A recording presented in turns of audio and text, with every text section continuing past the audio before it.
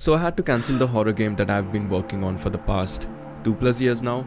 It was a tough decision, but it was also the only option left. I tried everything I could to save it, but you have to know when to cut your losses on something that's just not going to work out, and this was way past that point. But first, what was the game about? This was supposed to be my 4th game after Rainswept, Forgotten Fields and Unwording. The working title was Desolate Dreams, and it was a first-person survival horror game, kind of like a mix between Silent Hill storytelling and style and Half-Life 2's combat and level design. The story was about a guy named Adam who has been suffering from nightmares after the death of his best friend, Martin. On a routine job in an old hotel, Adam has a chance encounter with a spiritual medium who offers to help him communicate with his late friend. The ritual backfires and Adam is thrown into a dream world where he's a detective hunting a serial killer, the killer being his friend. You would have multiple dream worlds consisting of survival horror and action gameplay, and then you'd wake up between each dream, and in the waking world, you would piece together the cryptic clues and riddles left by the serial killer, your friend Martin. There was going to be tons of symbolism, interpretation of dreams, and psychological dissection of each character.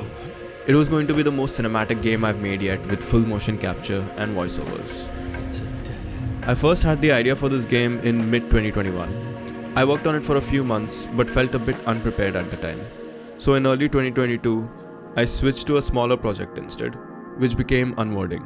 I launched that in 2023 after a year of development and then returned to Desolate Dreams.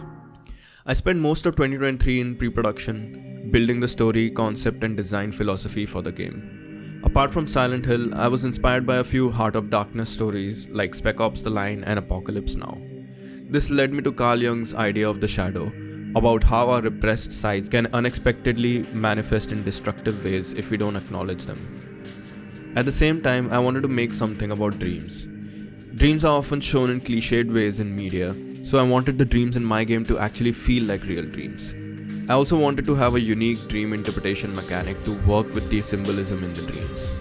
This was turning out well, but as I'll get to later, this is also what became an albatross around my neck. It became way too complex, tangled and difficult to manage. I spent mid-2023 building the first dream level. I was pretty happy with my progress and designs and quickly went from grey boxing to play tests and polish. This was the first time I was working on a game with combat, exploration and actual level design, and it was exhilarating. The level was good, but it didn't feel like a dream, which was very important for me. So I scrapped it and did it over. I observed my own dreams for traits that most dreams have and based it off that. The result was great, but I was constantly changing and chopping things about this project, which isn't a good sign. In early 2024, I heard of a few funding opportunities that would be right for this game. I was advised to raise my budget by some devs, as I was asking for too little. Unfortunately, this is common wisdom that people often repeat, but it may or may not apply to every project.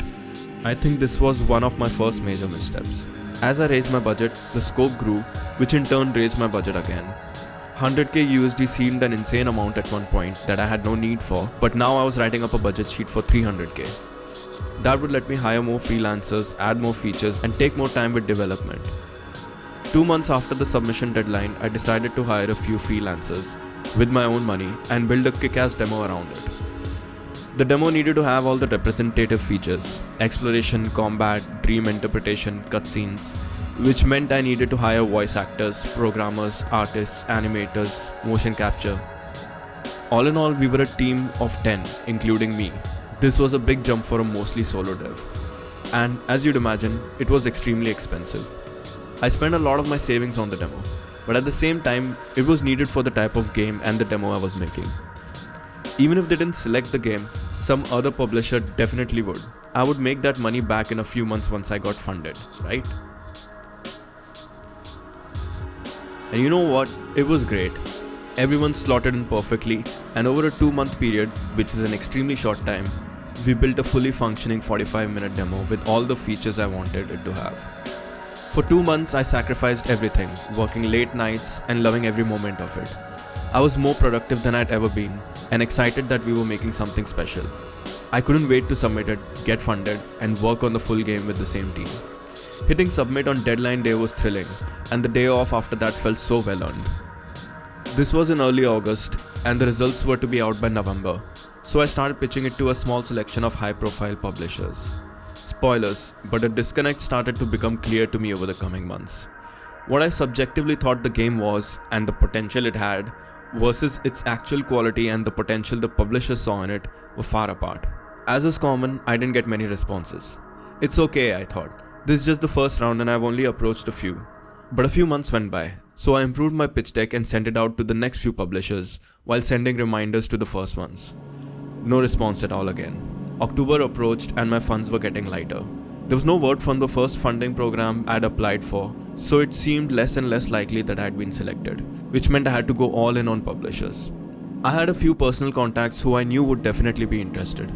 In November, I went for a game dev conference and pitched to a few publishers in person. That's where I got a clear sign that this might not work out at all. In person, I could see the lack of excitement on their faces. Their eyes didn't light up when I described the game. They didn't care. That's when I had to admit that my confidence may have been misplaced. The more direct feedback I got was that the budget was too high for the small publishers that I was approaching, and the game was too unpolished to stand out in the market for the bigger publishers that I talked to. It was right in the middle. In the taxi on the way back to the airport, I finally had to consider for the first time the possibility of cancellation. If no one funded it in the next month or two, I would run out of money. And if I was struggling to even get a reply to my emails, let alone secure meetings and advance talks, then finding and actually signing a deal would take at least 6 months more. This was time I didn't have because this was money for survival that I didn't have. I talked to a few devs and was advised to pitch this and a smaller backup game. I decided to just focus on the current game, go all in with one last attempt, and reach out to each and every possible publisher under the sun, but with a shortened, downscoped game and a much smaller budget. I spent December changing everything about the game, cutting out more than 50% of the features, story, and characters, changing it into something almost unrecognizable. I took the demo I had made with a team of 10 and using the same assets, made a whole new demo from the pieces within a month on my own. I'm pretty proud of this. It was a Herculean task to make a new demo in half the time and a tenth of the team size. If I was going to cancel this game, I wanted to be sure that I gave it my all and saw it through to the bitter end. Jan 2025, I had a brand new demo with a whole new story. It was honestly a much better game in many ways, and I sent it out to everyone. A month later, in February, I got responses. All the replies started flooding in one by one. Thank you, but this isn't the right fit. This looks good, but we are not signing projects at this moment. These became a daily occurrence. Every day I would receive rejection emails. After a point, I just came to expect them and I already knew what they would say. Like I said, this was my last effort and the emails cleared it up. There was no interest. I was fighting a losing battle. It was stupid to sink more money into it. Even if I somehow funded and launched this, would anyone buy it? It would be the same story again, but with players instead of publishers. The game would need to stand out in a competitive market and have a lot of money and time investment riding on it by that point. I would never make the money back. I couldn't throw good money after bad, but to clear that up, I shared the demo publicly and got a similar response. Why didn't I do this earlier? The only option left now was plan F. Cancel the game, scrounge whatever funds that are left, and work on something small that I can launch quickly. So where did things go wrong? The short answer is that I just ran out of time and money while trying to get the game funded. But there's a lot of interconnected factors at play here, ones that become obvious with some distance and hindsight. Bloated and ever-expanding scope, low publisher confidence due to the lack of polish but high budget, bad time for funding in the industry, being overconfident and not getting early feedback. Let's get to these, but not in order. In each pitch meeting, a few points would come up repeatedly. The project is ambitious, and we don't think you and your team have the experience and expertise to pull off what you're aiming for. It's also aiming for a realistic look but isn't getting there, leaving it looking low budget without actually being low budget. Publishers like to gamble on two types of projects. You either pitch them a small project with a small budget because even if it flops, it's a small loss for them financially. Small risk, high returns. Or you go in with an ambitious, big budget plan with tons of experience, expertise, and money behind it. This makes it a legit AA or AAA project that is more likely to succeed and find an audience. Success is still not guaranteed, but it's safer despite the higher money involved. High risk but high returns. My project landed straight in the middle, not big enough to appear a sure bet and not small enough to gamble on. It required a decent amount of funding but was still a weird, janky indie project. High risk, low returns?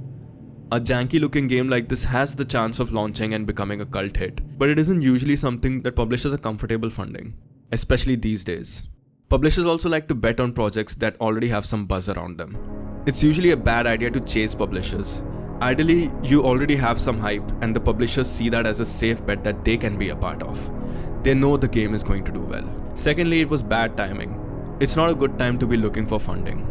As we all know, the industry has been in a slump for a few years. Publishers are being extremely selective. A publisher said they're only signing about 10% of the number of projects compared to previous years. Some straight up just stopped signing things and are focusing on their existing IPs and back catalog. This made it an uphill climb for my relatively rough-looking project. Apart from the funding issues, the game had core issues both in terms of design and also project management.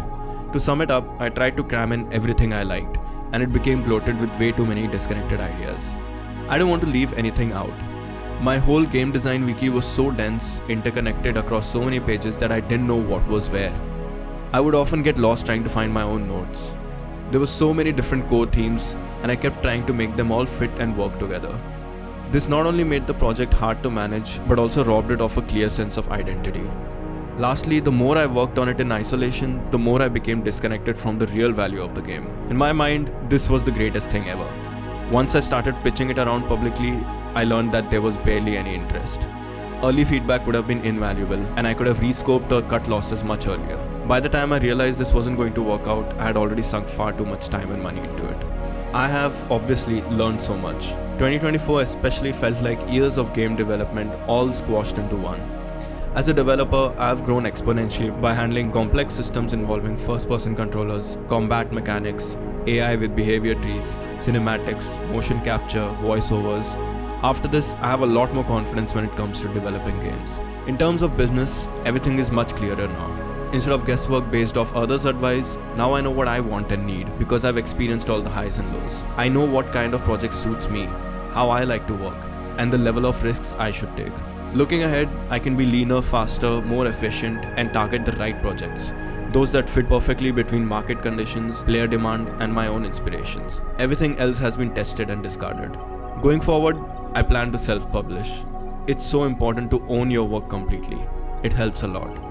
Most publishers just don't offer enough value to be worth the cut they take. Of course, if you have a game that is the right fit with a legit publisher that can take your game to the next level, then it's definitely worth it. But those publishers are very few. Some of the terms that were explained to me in the few meetings I had, believe me, I was desperate for funding and I might have considered taking them, but they were laughable, predatory, and almost insulting. Also, pitching sucks ass. The whole process sucks. Especially for small teams or solo devs, it's a waste of time making fancy pitch decks. I would rather not do that anymore. So after all that, in April, I had to fall back to my final backup plan, which was to leave my life in the city and move back to my hometown to cut costs. That is where I am now as I work on my new self-funded project. In March, I was struck by an exciting idea that kept me up all night and ticked all the right boxes. In 3 months, I've nearly finished the demo. It took me years to get to this point with the failed project, so this is a great sign. I'm excited and I have the fire and hunger to get back and go past where I once was. Maybe I thrive on adversity, and I don't know if that's healthy. After Rainswept, I became complacent and satisfied, and that didn't leave me for years. So in a way, I'm kind of happy. Failure's shown me a place I don't want to end up in again, and it's shown me how things can go off track. And also because now I have this moment to look back at after I succeed, and to think to myself, look how far we've come. Without this, I think I wouldn't savor success as much as I will now. I really hope you guys found this video valuable and that you can learn from a few of my mistakes. As you've heard many times, game dev is hard, but for me, it's still fun, exhilarating, and fulfilling to get back up and try again. As for what's next, there's going to be a big announcement on this channel for my next project very soon, so please subscribe to know when that goes up. Thanks for watching.